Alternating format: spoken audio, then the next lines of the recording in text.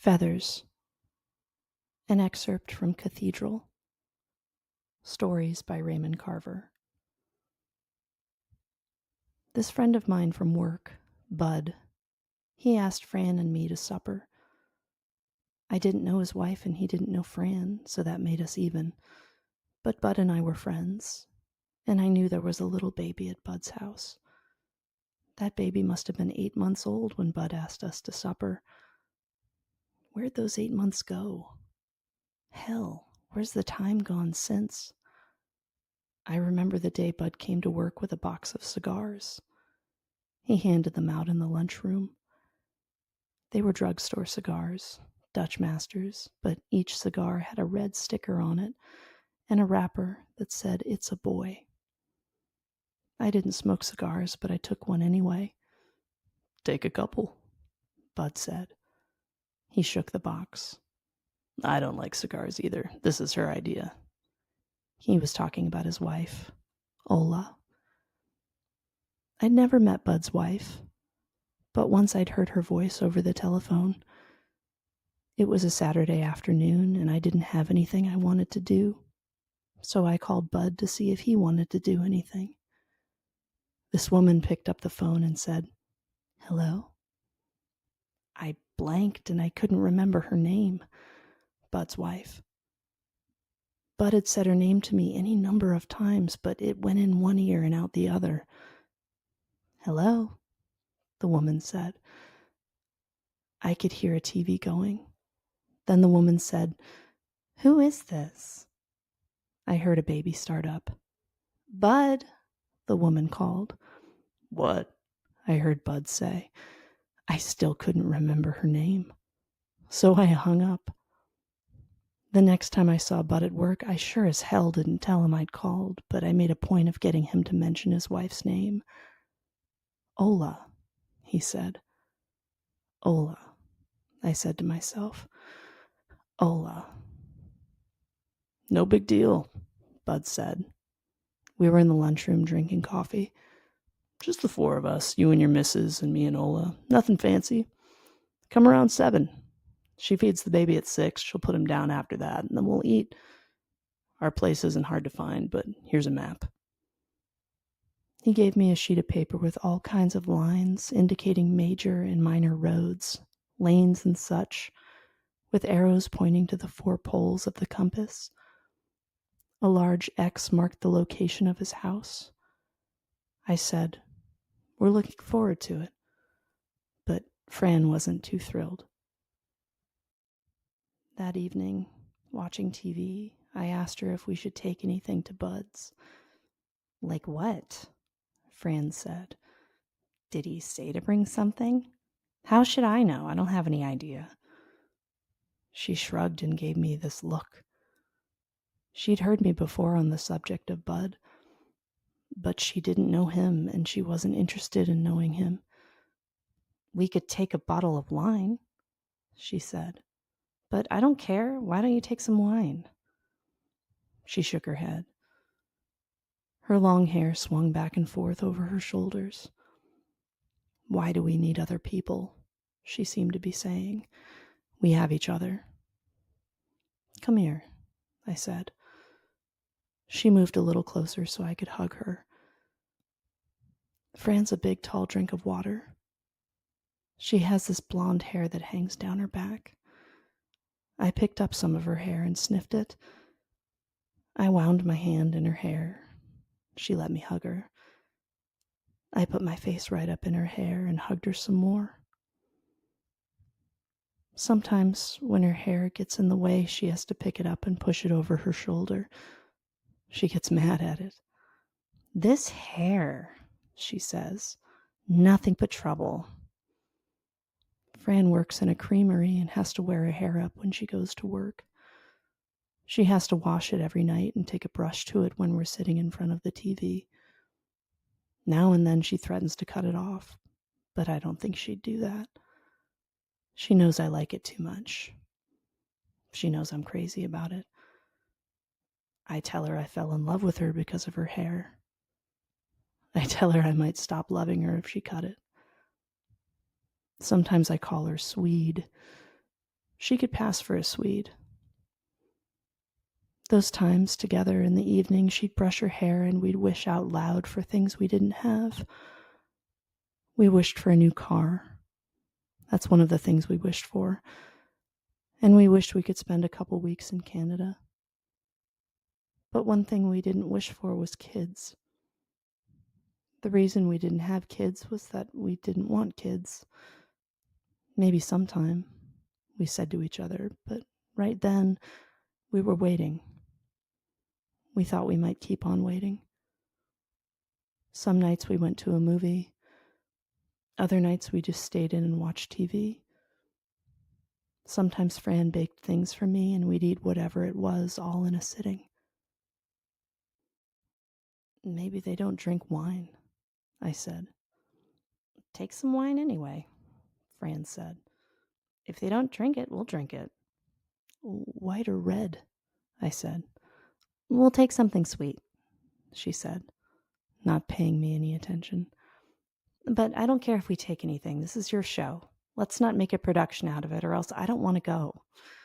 I can make a raspberry coffee ring, or else some cupcakes. They'll have dessert, I said. You don't invite people to supper without fixing a dessert. They might have rice pudding or jello, something we don't like, she said. I don't know anything about the woman. How do we know what she'll have? What if she gives us jello? Fran shook her head. I shrugged, but she was right. Those old cigars he gave you? She said. Take them. Then you and him can go off to the parlor after supper and smoke cigars and drink port wine or whatever those people in movies drink. Okay. We'll just take ourselves, I said. Fran said, we'll take a loaf of my bread. Bud and Ola lived 20 miles or so from town. We'd lived in that town for 3 years, but damn it, Fran and I hadn't so much as taken a spin in the country. It felt good, driving those winding little roads. It was early evening, nice and warm, and we saw pastures, rail fences, milk cows moving slowly toward old barns. We saw red-winged blackbirds on the fences and pigeons circling around haylofts. There were gardens and such, wildflowers in bloom and little houses set back from the road. I said, I wish we had us a place out here. It was just an idle thought, another wish that wouldn't amount to anything. Fran didn't answer. She was busy looking at Bud's map. We came to the 4-way stop he'd marked. We turned right like the map said and drove exactly 3 3/10 miles. On the left side of the road, I saw a field of corn, a mailbox, and a long graveled driveway.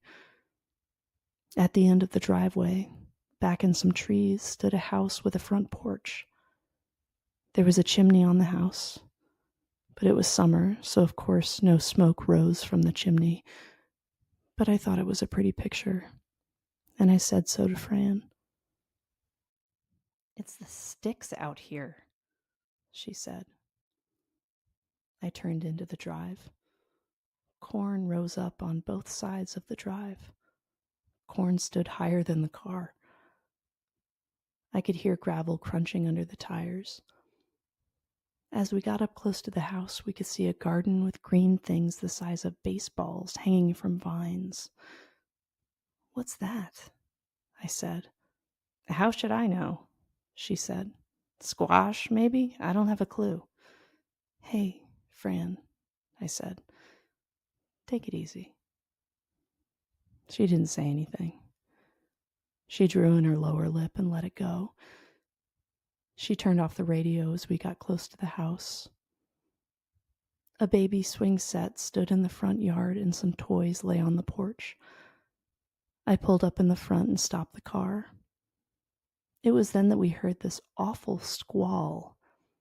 There was a baby in the house, right, but this cry was far too loud for a baby. What's that sound? Fran said.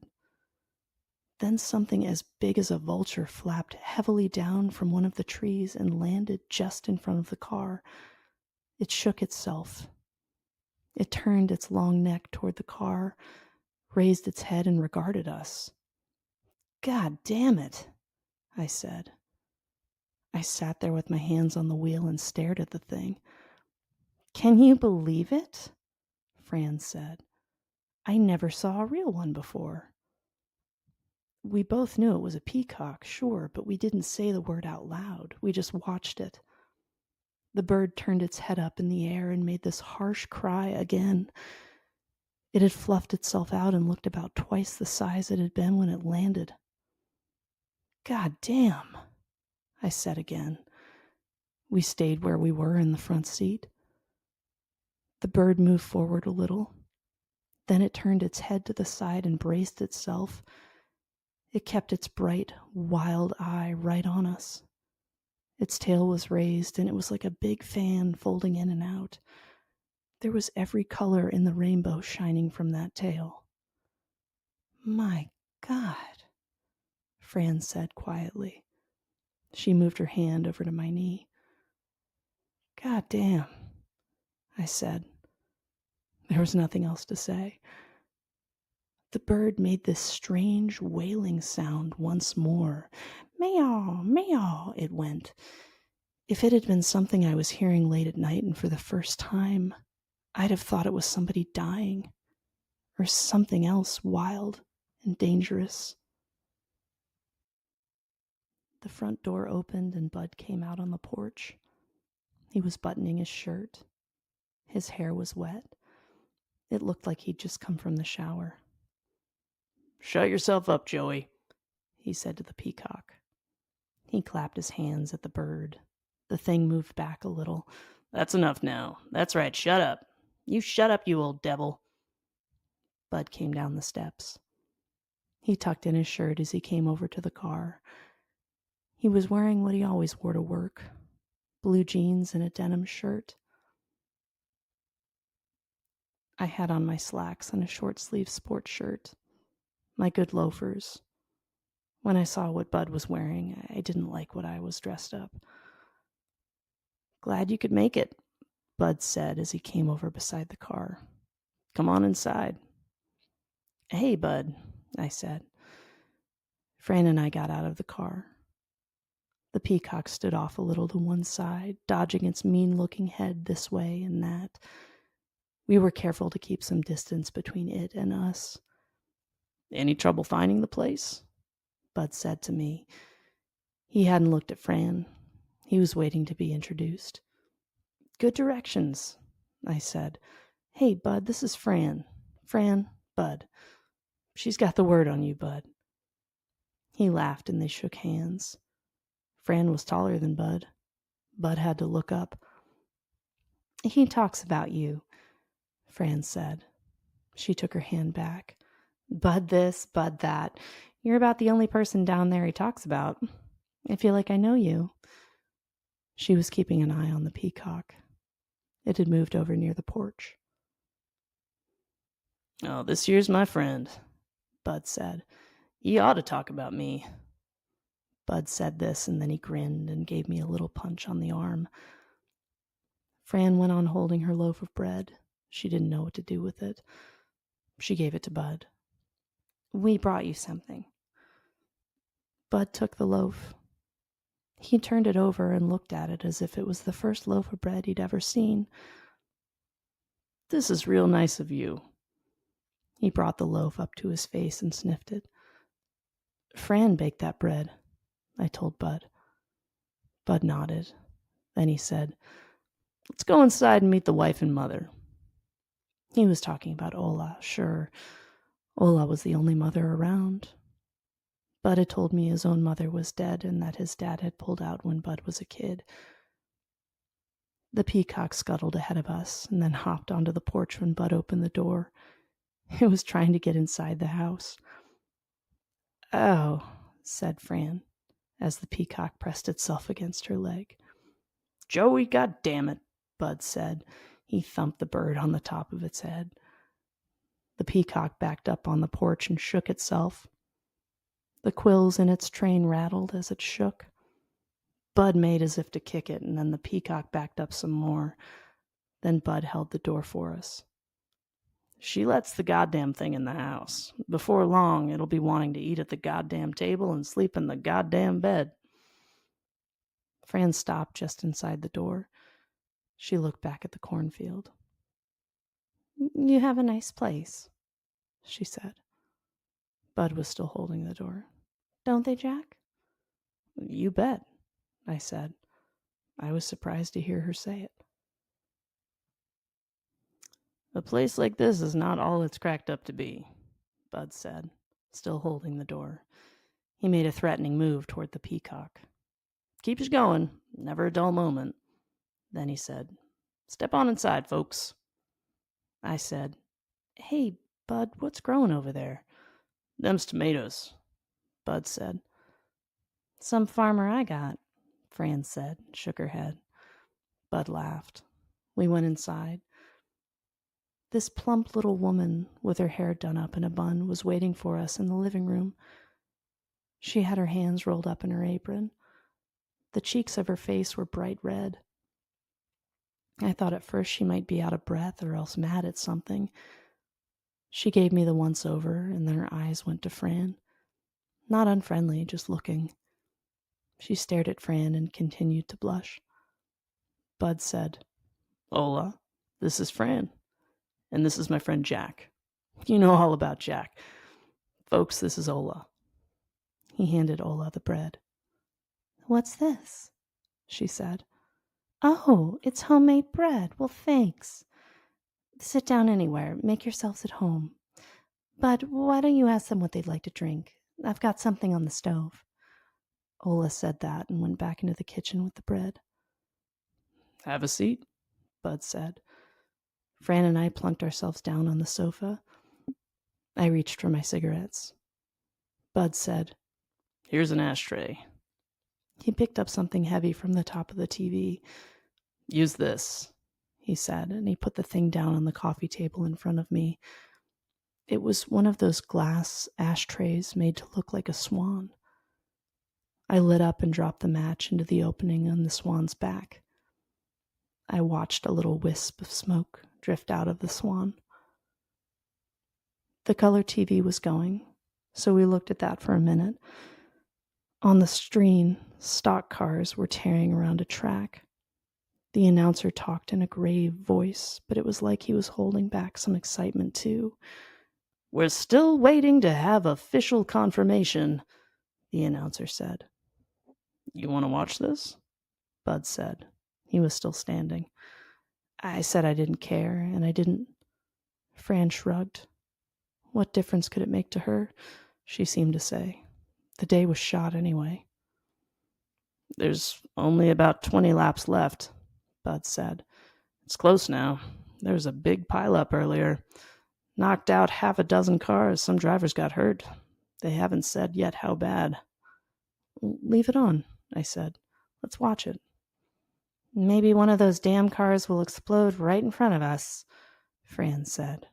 Or else maybe one will run up into the grandstand and smash the guy selling the crummy hot dogs.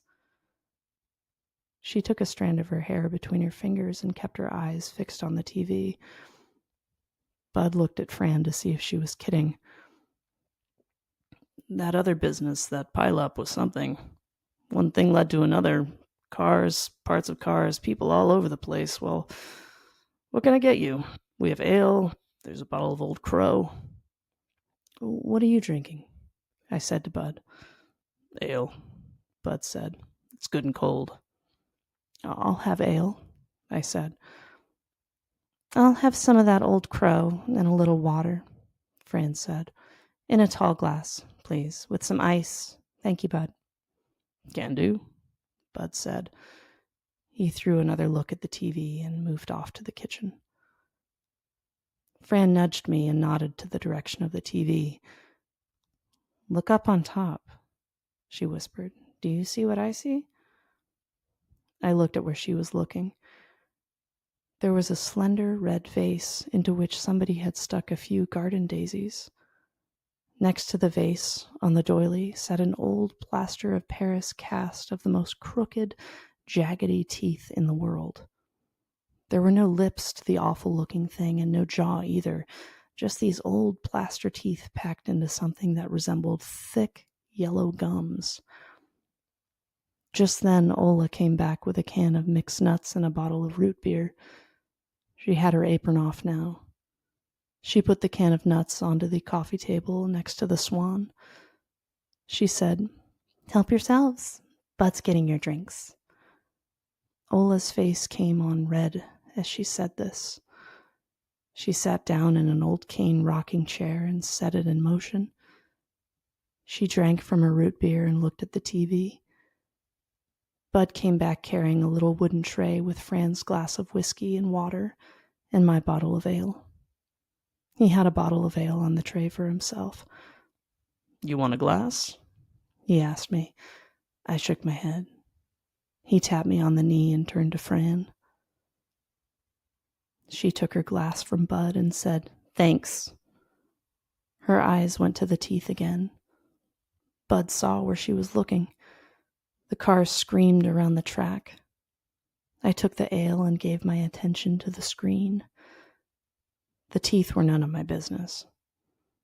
"Them's what Ola's teeth looked like before she had her braces put on," Bud said to Fran. "I've got used to them, but I guess they look funny up there.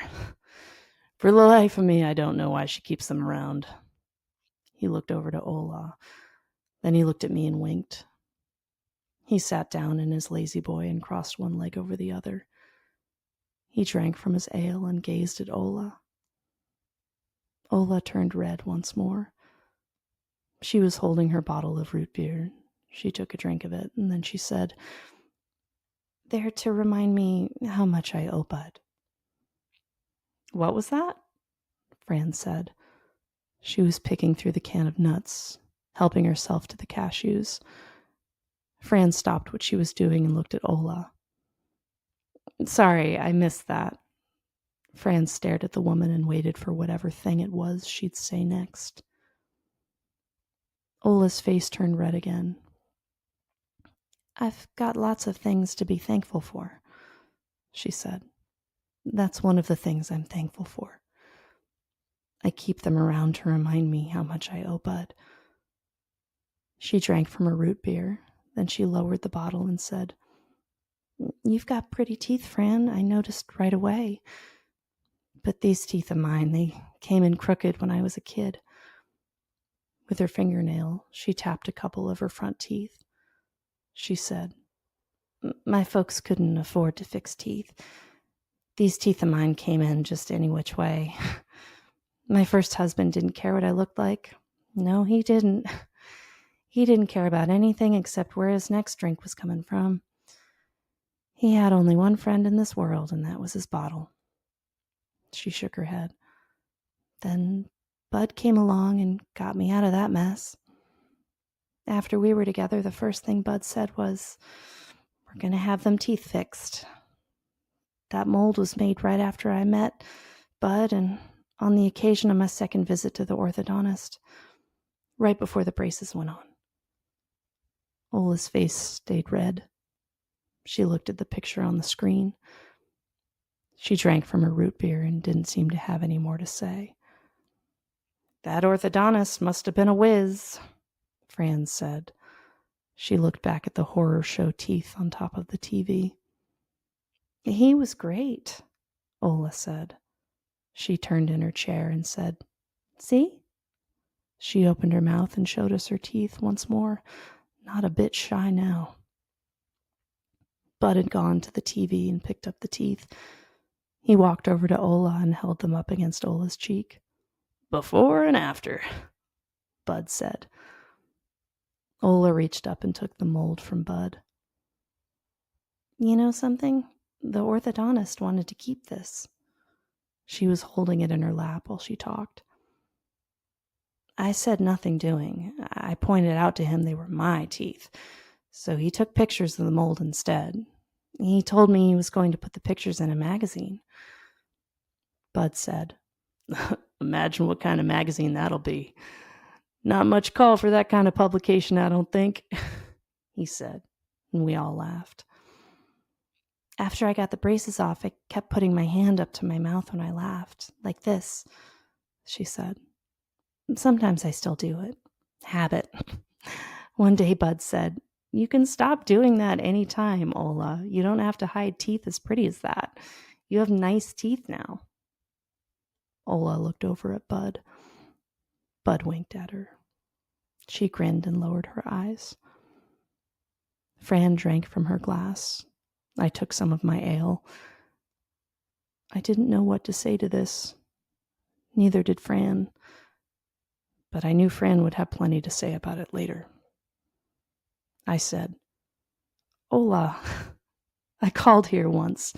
You answered the phone, but I hung up. I don't know why I hung up." I said that and then sipped my ale. I don't know why I'd brought it up now. "I don't remember," Ola said. "When was that?" "A while back." "I don't remember," she said as she shook her head. She fingered the plaster teeth in her lap. She looked at the race and went back to rocking. Fran turned her eyes to me. She drew her lip under, but she didn't say anything. Bud said, "Well, what else is new?" "Have some more nuts," Ola said. "Supper will be ready in a little while." There was a cry from a room in the back of the house. "Not him," Ola said to Bud and made a face. "Old junior boy," Bud said. He leaned back in his chair, and we watched the rest of the race, 3 or 4 laps, no sound. Once or twice we heard the baby again, little fretful cries coming from the room in the back of the house. "I don't know," Ola said. She got up from her chair. "Everything's about ready for us to sit down. I just have to take up the gravy, but I'd better look in on him first.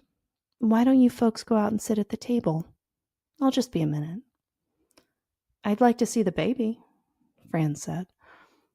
Ola was still holding the teeth. She went over and put them back on top of the TV. "It might upset him just now," she said. "He's not used to strangers. Wait and see if I can get him back to sleep, then you can peek in while he's asleep."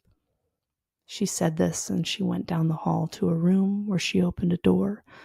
She eased in and shut the door behind her. The baby stopped crying. Bud killed the picture and we went in to sit at the table. Bud and I talked about things at work. Fran listened. Now and then she even asked a question, but I could tell she was bored and maybe feeling put out with Ola for not letting her see the baby.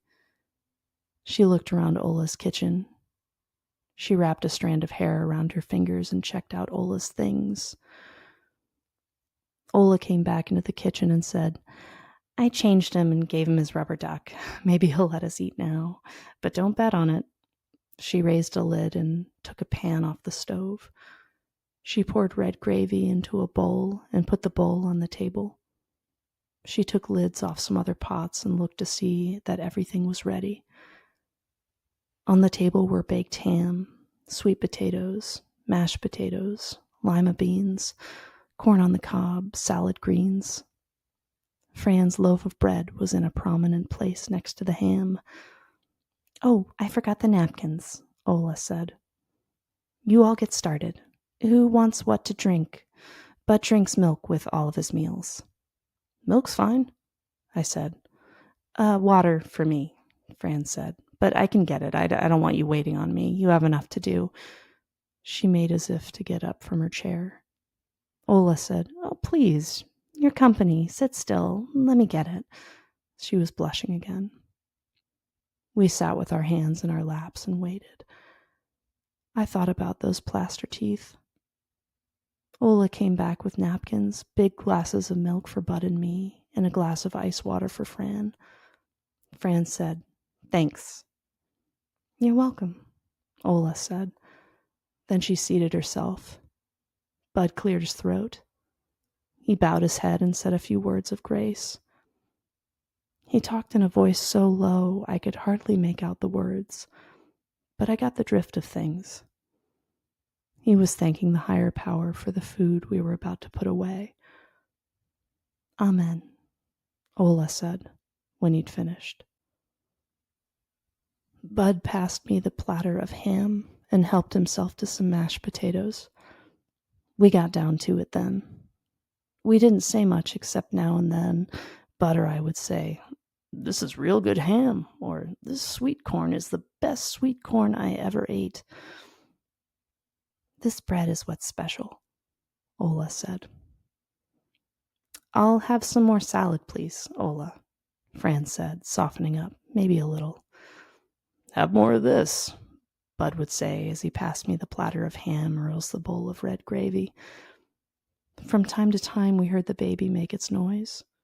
Ola would turn her head to listen, then, satisfied it was just fussing, she would give her attention back to her food. "The baby's out of sorts tonight," Ola said to Bud. "I'd still like to see him," Fran said. "My sister has a little baby, but she and the baby live in Denver. When will I ever get to Denver? I have a niece I haven't even seen." Fran thought about this for a minute, and then she went back to eating. Ola forked some ham into her mouth. "Let's hope he'll drop off to sleep," she said. Bud said, "There's a lot more of everything. Have some more ham or sweet potatoes, everybody." "I can't eat another bite," Fran said. She laid her fork on her plate. "It's great, but I can't eat any more." "Save room," Bud said. "Ola's made rhubarb pie." Fran said, "I guess I could eat a little bit of that when everyone else is ready." Me too," I said. But I said it to be polite. I'd hated rhubarb pie since I was 13 years old and had got sick on it, eating it with strawberry ice cream. We finished what was on our plates. Then we heard that damn peacock again. The thing was on the roof this time. We could hear it over our heads. It made a ticking sound as it walked back and forth on the shingles. Bud shook his head. "Joey will knock it off in a minute. He'll get tired and turn in pretty soon," Bud said. "He sleeps in one of them trees." The bird let go with its cry once more. "Meow," it went. Nobody said anything. What was there to say? And then Ola said, "He wants in, Bud." "Well, he can't come in," Bud said. "We got company, in case you hadn't noticed. These people don't want a goddamn old bird in the house. That dirty bird and your old pair of teeth. What are people going to think?" He shook his head. He laughed. We all laughed. Fran laughed along with the rest of us. "He's not dirty, Bud," Ola said. "What's gotten into you? You like Joey. Since when did you start calling him dirty?" "Since he shit on the rug that time," Bud said. "Pardon the French," he said to Fran, "but I'll tell you, sometimes I could wring that old bird's neck for him. He's not even worth killing, is he, Ola? Sometimes in the middle of the night he'll bring me up on the foot of the bed with that cry of his. He's not worth a nickel. Right, Ola?" Ola shook her head at Bud's nonsense. She moved a few lima beans around on her plate. "How'd you get a peacock in the first place?" Fran wanted to know. Ola looked up from her plate. She said, "I always dreamed of having me a peacock since I was a girl and found a picture of one in a magazine. I thought it was the most beautiful thing I ever saw. I cut the picture out and put it over my bed. I kept that picture for the longest time. Then when Bud and I got this place, I saw my chance. I said, 'Bud, I want a peacock.'" Bud laughed at the idea. "I finally asked around," Bud said. "I heard tell of an old boy who raised them over in the next county. Birds of paradise, he called them. We paid $100 for that bird of paradise," he said. He smacked his forehead. "God almighty. I got me a woman with expensive tastes." He grinned at Ola. "Bud," Ola said, "you know that isn't true. Besides everything else, Joey's a good watchdog," she said to Fran. "We don't need a watchdog with Joey. He can hear just about anything." If times get tough, as they might, I'll put Joey in a pot, Bud said, feathers and all. But that's not funny, Ola said, but she laughed, and we got a good look at her teeth again. The baby started up once more. It was serious crying this time. Ola put down her napkin and got up from the table. Bud said, If it's not one thing, it's another. Bring him on out here, Ola. I'm going to, Ola said, and went to get the baby. The peacock wailed again, and I could feel the hair on the back of my neck. I looked at Fran. She picked up her napkin and then put it down. I looked towards the kitchen window. It was dark outside. The window was raised and there was a screen in the frame. I thought I heard the bird on the front porch. Fran turned her eyes to look down the hall. She was watching for Ola and the baby. After a time, Ola came back with it. I looked at the baby and drew a breath. Ola sat down at the table with the baby. She held it up under its arms so it could stand on her lap and face us. She looked at Fran, then at me. She wasn't blushing now. She waited for one of us to comment. Ah, said Fran. What is it? Ola said quickly. Nothing, Fran said. I thought I saw something at the window. I thought I saw a bat. Oh, we don't have any bats around here, Ola said. Maybe it was a moth, Fran said. It was something. Well, she said, isn't that some baby? Bud was looking at the baby. Then he looked over at Fran. He tipped his chair onto its back legs and nodded. He nodded again and said, That's all right. Don't worry, Annie. We know we wouldn't win no beauty contest right now. He's no Clark Gable, but give him time. With any luck, he'll grow up to look like his old man. The baby stood in Ola's lap, looking around the table at us. Ola had moved her hands down to its middle so that the baby could rock back and forth on its fat legs. Bar none, it was the ugliest baby I'd ever seen. It was so ugly I couldn't say anything. No words would come out of my mouth.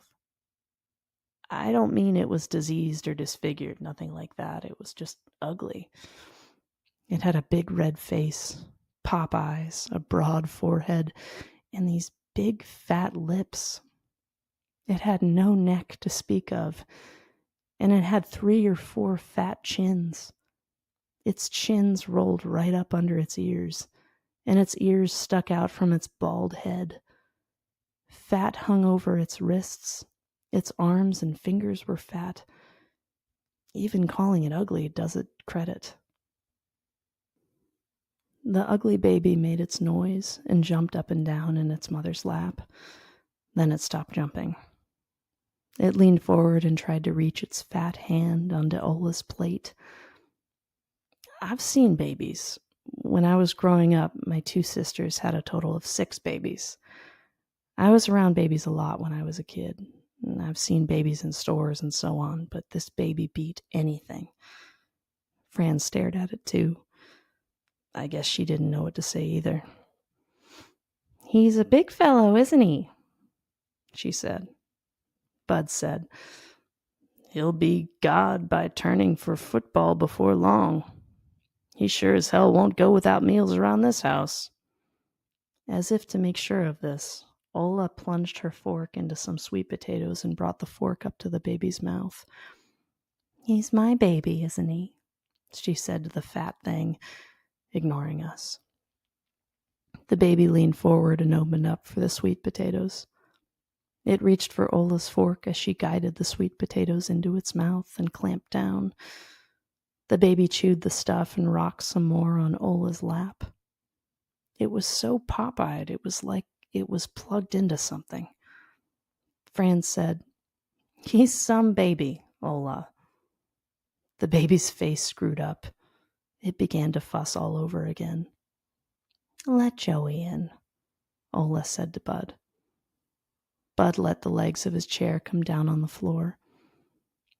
I think we should at least ask these people if they mind, Bud said.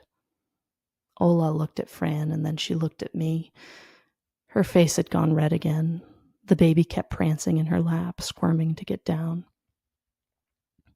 "We're friends here," I said. "Do whatever you want."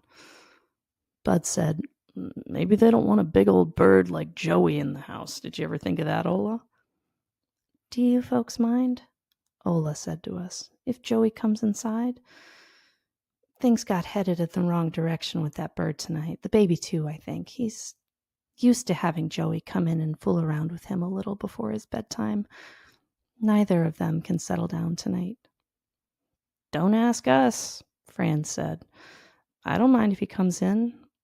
I've never been up close to one before, but I don't mind." She looked at me. I suppose I could tell she wanted me to say something. "Hell no," I said. "Let him in." I picked up my glass and finished the milk. Bud got up from his chair. He went to the front door and opened it. He flicked on the yard lights. "What's your baby's name?" Fran wanted to know. Harold, Ola said. She gave Harold some more sweet potatoes from her plate. He's real smart, sharp as a tack. Always knows what you're saying to him. Don't you, Harold? You wait until you get your own baby, Fran. You'll see. Fran just looked at her. I heard the front door open and then close. "He's smart, all right," Bud said as he came into the kitchen. "He takes after Ola's dad. Now there was one smart old boy for you." I looked around behind Bud and could see that peacock hanging in the living room, turning its head this way and that, like you turn a hand mirror. It shook itself, and the sound was like a deck of cards being shuffled in the other room. It moved forward a step, then another step. "Can I hold the baby?" Fran said. She said it like it would be a favor if Ola would let her. Ola handed the baby across the table to her. Fran tried to get the baby settled in her lap, but the baby began to squirm and make its noises. "Harold," Fran said. Ola watched Fran with the baby. She said, "When Harold's grandpa was 16 years old, he set out to read the encyclopedia from A to Z. He did it, too. He finished when he was 20, just before he met my mama." "Where's he now?" I asked. "What's he do?" I wanted to know what had become of a man who'd set himself a goal like that. "He's dead," Ola said. She was watching Fran, who by now had the baby down on its back and across her knees. Fran chucked the baby under one of its chins. She started to talk baby talk to it. "He worked in the woods," Bud said. "Loggers dropped a tree on him." "Mama's got some insurance money," Ola said, "but she spent that. Bud sends her something every month." "Not much," Bud said. "Don't have much ourselves, but she's Ola's mother." By this time, the peacock had gathered its courage and was beginning to move slowly, with little swaying and jerking motions, into the kitchen. Its head was erect but at an angle, its red eyes fixed on us. Its crest, a little sprig of feathers, stood a few inches over its head. Plumes rose from its tail. The bird stopped a few feet away from the table and looked us over. "They don't call them birds of paradise for nothing," Bud said. Fran didn't look up. She was giving all her attention to the baby. She'd begun to patty cake with it, which pleased the baby somewhat. I mean, at least the thing had stopped fussing. She brought it up to her neck and whispered something into its ear. "Now," she said, "don't tell anyone what I said." The baby stared at her with its pop eyes. Then it reached and got itself a baby handful of Fran's blonde hair. The peacock stepped closer to the table. None of us said anything. We just sat still. Baby Harold saw the bird. It let go of Fran's hair and stood up on her lap. It pointed its fat fingers at the bird. It jumped up and down and made noises. The peacock walked quietly around the table and went for the baby. It ran its long legs across the baby's legs. It pushed its beak under the baby's pajama top and shook its stiff head back and forth. The baby laughed and kicked its feet. Scooting onto its back, the baby worked its way over Fran's knees and down onto the floor. The peacock kept pushing against the baby, as if it was a game they were playing. Fran held the baby against her legs while the baby strained forward. "I just don't believe this," she said. "That peacock is crazy, that's what," Bud said. "Damn bird doesn't know it's a bird. That it's major trouble." Ola grinned and showed her teeth again. She looked over at Bud. Bud pushed his chair away from the table and nodded. It was an ugly baby, but for all I know, I guess it didn't matter that much to Bud and Ola. Or if it did, maybe they simply thought, so okay if it's ugly. It's our baby. And this is just a stage. Pretty soon there will be another stage. There is this stage, and then there is the next stage. Things will be okay in the long run once all the stages have gone through. They might have thought something like that. Bud picked up the baby and swung him over his head until Harold shrieked. The peacock ruffled its feathers and watched. Fran shook her head again. She smoothed out her dress where the baby had been. Ola picked up her fork and was working at some lima beans on her plate. Bud shifted the baby onto his hip and said, "There's pie and coffee yet." That evening at Bud and Ola's was special. I knew it was special. That evening I felt good about almost everything in my life. I couldn't wait to be alone with Fran, to talk to her about what I was feeling. I made a wish that evening. Sitting there at the table, I closed my eyes for a minute and thought hard. What I wished for was that I'd never forget or otherwise let go of that evening. That's one wish of mine that came true. And it was bad luck for me that it did. But of course I couldn't know that then. "What are you thinking about, Jack?" Bud said to me. "I'm just thinking," I said, and I grinned at him. "A penny," Ola said. I just grinned some more and shook my head. After we got home from Bud and Ola's that night, and we were under the covers, Fran said, "Honey, fill me up with your seed." When she said that, I heard her all the way down to my toes, and I hollered and let go. Later, after things had changed for us, and the kid had come along, all of that, Fran would look back at that evening at Bud's place as the beginning of the change.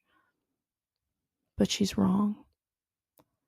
The change came later, and when it came, it was like something that happened to other people, not something that could have happened to us. "God damn those people and their ugly baby," Fran will say, for no apparent reason, while we're watching TV late at night. "And that smelly bird," she'll say. "Christ, who needs it?" Fran will say. She says this kind of stuff a lot, even though she hasn't seen Bud or Ola since that one time. Fran doesn't work at the creamery anymore, and she cut her hair a long time ago. She's gotten fat on me, too. We don't talk about it. What's to say? I still see Bud at the plant. We work together and we open our lunch pails together. If I ask, he tells me about Ola and Harold. Joey's out of the picture. He flew into his tree one night, and that was it for him. He didn't come down. "Old age, maybe," Bud says. Then the owls took over. Bud shrugs. He eats his sandwich, Says Harold's going to be a linebacker someday. You ought to see that kid, Bud says, and I nod. We're still friends. That hasn't changed any, but I've gotten careful with what I say to him, and I know he feels that and wishes it could be different. I wish it could be too. Once in a blue moon, he asks about my family. When he does, I tell him everybody's fine. Everybody's fine, I say. I close the lunch pail and take out my cigarettes. Bud nods and sips his coffee. The truth is, my kid has a conniving streak in him, but I don't talk about it. Not even with his mother, especially her. She and I talk less and less as it is. Mostly it's just the TV. But I remember that night. I recall the way the peacock picked up its gray feet and inched around the table. And then my friend and his wife saying goodnight to us on the porch. Ola giving Fran some peacock feathers to take home. I remember all of us shaking hands, hugging each other, saying things. In the car, Fran sat close to me as we drove away. She kept her hand on my leg. We drove home like that from my friend's house.